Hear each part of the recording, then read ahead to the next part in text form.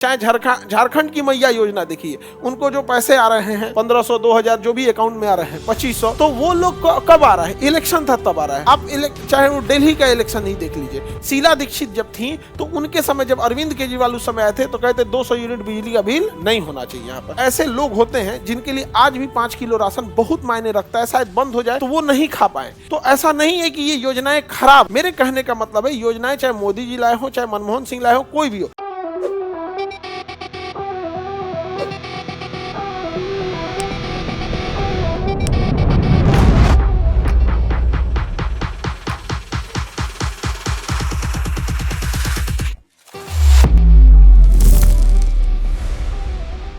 विशेष बहुमत थोड़ा टफ होता है, 2/3 होता है। मूल अधिकार में संशोधन करना है तो विशेष बहुमत, जैसे हम लोग ने हटाया था संपत्ति के अधिकार को, मूल अधिकार से वापस हटाए थे, इतना नॉर्मल हट गया था। और ये बाप रे, 2/3 बहुमत चाहिए, 66% नहीं मिलता है किसी को। यहाँ तो 36% पे सरकार बन जाती है। 36% पे क्या बन जाती है? सरकार बन जाती है। और उसको चाहिए कितना? 66%। भैया डबल लगभग चाहिए होता है। तो बहुत टफ होता है विशेष बहुमत। विशेष बहुमत इतना आराम से नहीं मिलता है। हाँ, महाभियोग में कुल सदस्य का होता है, पास करा देगा। हाँ, उपस्थित सदस्य रहेगा तो पास करा देगा। विपक्ष कैसे खाली छोड़ेगी? विपक्ष ज्यादा, जैसे देखिए, उपस्थित सदस्यों का 2/3 चाहिए। किसका? उपस्थित सदस्य का। सरकार का बाधा कौन है? सरकार के अपने लोग नहीं, विपक्ष के लोग। अब जैसे सरकार, सपोज कीजिए कि 500 लोग, यहाँ पे 500 कितने हैं? 550, 545, 545। अब अगर सरकार को रोकना है तो विपक्ष वाले पूरा भर भर के अटेंडेंस बनाएंगे, भाई सरकार को रोकना है। और सरकार का आदमी कहेगा भाई तुम भी भर भर के आना, क्योंकि हमको विधेयक पास कराना है। तो वो वाला झमेला ही नहीं हो पाता है, यहाँ पे बहुत टफ हो जाता है। विपक्ष इस मामले में नहीं पीछे छोड़ता। देखिए, गवर्नमेंट को ले आए थे कौन सा विधेयक, इसमें 1 नेशन 1 इलेक्शन, 1 नेशन 1 इलेक्शन पास करने से रोक दिया कि नहीं रोक दिया? हो गया, नहीं पारित हुआ। और हकीकत मायने में देखिए, we are living in immature democracy. हम एक ऐसे डेमोक्रेसी में रहते हैं जहां मिडिल क्लास को जान मार दिया जाता है।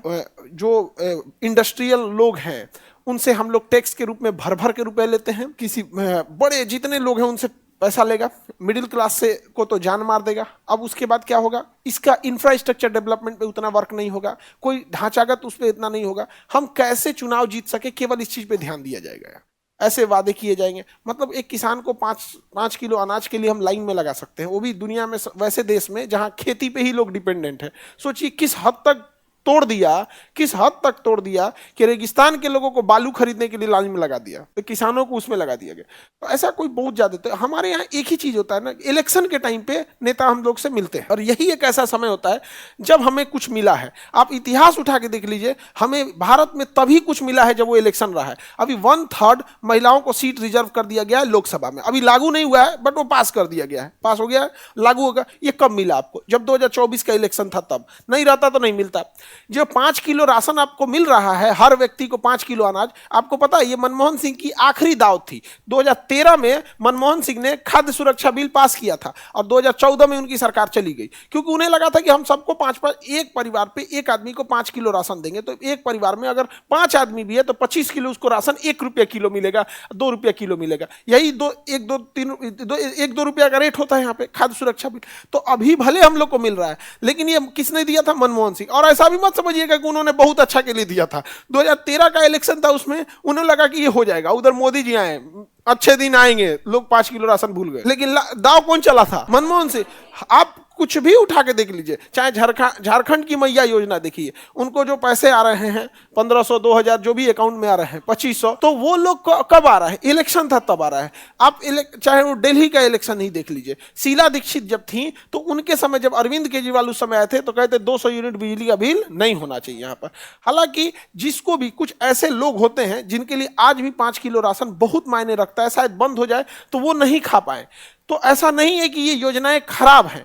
मेरे कहने का मतलब है योजनाएं चाहे मोदी जी लाए हो, चाहे मनमोहन सिंह लाए हो, कोई भी हो, हमें पार्टी उटी के नहीं। आप लॉजिक समझिए कि हमें जो कुछ मिला इस देश में वो तभी मिला है जब वो इलेक्शन था। अब कहना है गवर्नमेंट का कि भाई इलेक्शन में टाइम बर्बाद हो रहा है और पैसे लग रहे हैं, एडवर्टाइजमेंट में इससे ज्यादा पैसे लग रहे हैं। एडवर्टाइजमेंट में सरकार के पास जो प्रचार में पैसे जाते हैं उसमें लग रहे हैं।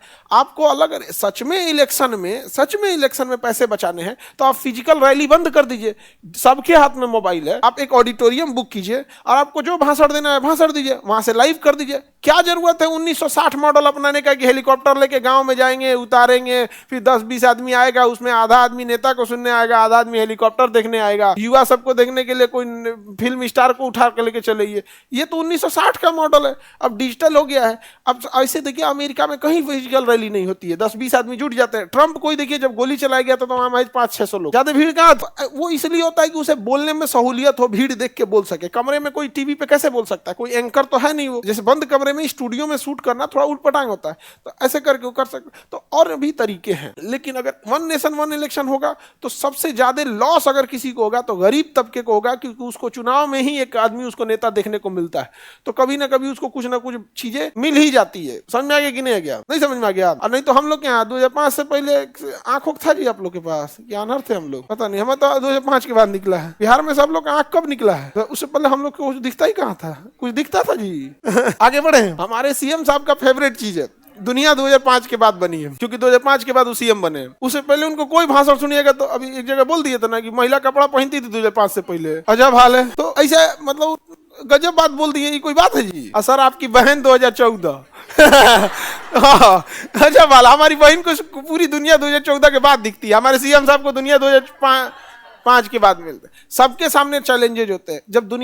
जब हमारे देश के अन्य राज्य विकास की ओर लड़ रहे थे तो हमारा बिहार जो था वो जातिगत उन्माद में था। आप जाके कभी पूछिएगा ना 1997-98 में कोई मोहल्ला ऐसा होता था जिसमें गरीब तबके के लोग हैं, छोटे जाति के लोग हैं, तो 2-4 गो आदमी लाठी लेकर खड़ा हो जाता था इलेक्शन के दिन, रे साला भाग भाग वोट डाल रे, मार भाग अंदर। गाँव का वोट नहीं डालने देता, मीडिया थी नहीं उस टाइम। आज मीडिया एक बहुत बड़ा, आज मीडिया का सबसे बड़ा योगदान अगर आप देखेंगे ना, गुंडाई आज भी है, खुलेआम आप नहीं कर सकते। बना देगा वीडियो तो वो ट्विटर पे डाल देगा, अब मोदी जी को टैग कर देगा, ले डाला ट्विटर पे, टैग किया मोदी जी को, पहुंच गया मोदी जी के पास। अब तो ये नहीं कह सकते कि आपको टैग नहीं किया गया था। यहाँ पे पुलिस डीएम साहब को टाइप कर देगा, अपने एसपी को कर देगा, डीजीपी को कर देगा, मुख्यमंत्री को कर देगा, गृह मंत्री, ले हो गया बवाल।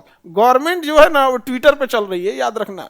अगर कोई चीज आप ट्विटर पे बचा दिए ना, ट्विटर पे अगर तहलका मचा दिए, गवर्नमेंट तक हो जाएगा। यहाँ पे गवर्नमेंट यूट्यूब नहीं देखती है, गवर्नमेंट क्या देखती है? ट्विटर देख। और नॉर्मल आदमी क्या देखता है? YouTube, Insta. तो इंस्टा किसका है? नाच गाना वालन का है, टिकटॉक का भाई है, टिकटॉक का भाई है। इसमें मतलब जो चलाता है, हमको पता नहीं है उसके बारे में, ज्यादा आइडिया नहीं है। यूपीएससी, बीपीएससी एवं सभी राज्यों की सिविल सेवाओं की परीक्षाओं एवं नीट जी आदि की तैयारी करें भारत की सबसे बेहतरीन coaching centre Khan global studies के साथ। अधिक जानकारी के लिए हमारे दिए गए हेल्पलाइन नंबर 8757354880 पर संपर्क करें।